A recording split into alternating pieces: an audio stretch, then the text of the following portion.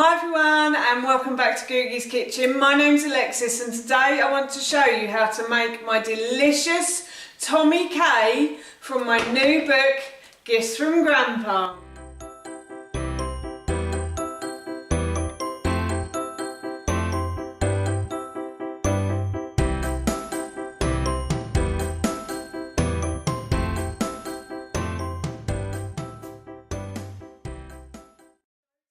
To show you how to make my delicious Tommy K or tomato ketchup. But before I do, if you are new to my channel, then hello and welcome. It's lovely to have you here, and if you love cooking videos and you want to see more, then I upload every Tuesday and Thursday at 6 PM, so please don't forget to hit that subscribe button. As I just mentioned, today I want to show you how to make my delicious Tommy K recipe, and this recipe is in my new cookbook, Gifts from Grandpa, which is available to buy on Amazon, and I will link it in the description box below for you. This book has been written in loving memory of my dad. I think my dad was an amazing cook, so I wanted to write down lots of his recipes. I've also included a few of my own in here, some of my nan's and one of my grandfather's as well. My dad also believed that everybody should have a home and everybody should have a place to go to, so £1 from the sale of each book will go to the homeless charity Crisis. Now, on to my Tommy K recipe. I love making tomato ketchup. I think it's such a great thing to do. When I was a kid, we always used to buy tomato ketchup from the supermarket, and if my dad had known about making his own, I'm sure he would have had a go at it. But since giving up processed foods and sugars, I had to start making my own foods from scratch. And a lot of recipes that I've made from scratch are also available on my blog as well. This one is also on my blog and I will link it in the description box below for you. But making tomato ketchup is actually easier than it sounds, and it's so delicious, it's so tasty. It doesn't really taste like the stuff that comes out the bottles. I actually personally think it's better than the stuff that comes out the bottles. And once you've made it once, I promise you'll want it again and again. So here is how to make my Tommy K. So the first thing I'm going to do is make a bouquet garni with some herbs and spices. So I have 2 bay leaves here, and that's going to be the base of it. And then I have 6 to 8, I think I've got about 8 peppercorns there. So I'm just going to tip those on top. And then I have half a teaspoon of ground mixed spice. I think in the book I've put allspice, but ground mixed spice is fine as well. So I'm just going to add that on top. And then I've got half a teaspoon of ground cinnamon, so I'm going to add that on top as well. And then I've also got half a teaspoon of mace as well, which I'm just going to add on top. And then all I'm going to do is fold in the sides until I get a little parcel like that. And then I've got myself just a little elastic band, and I'm just going to tie that together. And I'm going to set that aside, and that's going to go in the Tommy K later. So the first thing I'm going to do is put the saucepan on to a high heat, and then I'm just going to add a little bit of oil. Any type of oil will do, it doesn't really matter. And then what I'm going to do is spread that oil across the base of the pan so it's even. I just like to do this, you don't have to do it. And if you're wondering, I use a plastic brush to do this, and these are like non-melting plastic brushes as well. These can be heated quite high, so that's fine. So my pan is getting nice and hot now. So what I'm going to do is add the onions, and I've got a garlic clove in here as well. The garlic clove I'm using was quite large, so I just used 1 today. But it does say in the recipe to use 2, but as it was such a large garlic clove, I've only used 1.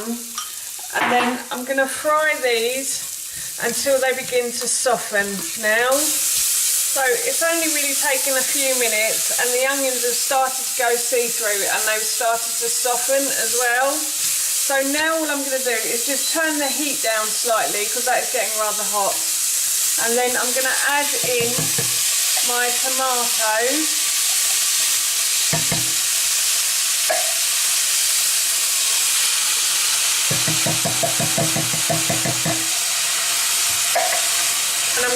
stir that round. It's beginning to boil, so what I'm going to do is I'm going to turn the heat down, and I'm going to grab the lid, and I'm going to leave that on loosely, and I'm going to leave that now to reduce down for about half an hour or so. While that reduces down, I'm also going to add in the apple cider vinegar and the bouquet garni as well. So I'm just going to add those in. I'll just give that a stir around. And I'm just going to pop that to one side. And as I said, I'm just going to leave that to sit and simmer now. So this has been on the hob for about half an hour now. And all I'm going to do, so all I've done is remove the lid, and then I'm just going to turn off the heat, and I'm going to set this aside, and I'm going to leave it to cool for half an hour now. So I've left this to cool for about 30 minutes, and it's cool enough now, I think, to put in the food processor or the NutriBullet. You can also use a stick blender if you want to as well, but I find this the easiest way to blend it all up and make sure it's all smooth. So all I'm doing now is just putting all of the liquid into my NutriBullet cup, and then I'm going to blend these ingredients together. So in it all goes. I think this fits in one large cup as well. If you have a NutriBullet, it just about fits in one large cup. It's a bit sneaky, it's a bit too much, but no one will ever know. Only me and you. Only me and you. You and me. Right, nearly done. Nearly got all of the juice off the bottom of the pan. Waste not, want not, as my grandmother used to say. And then I'm going to blend this up now.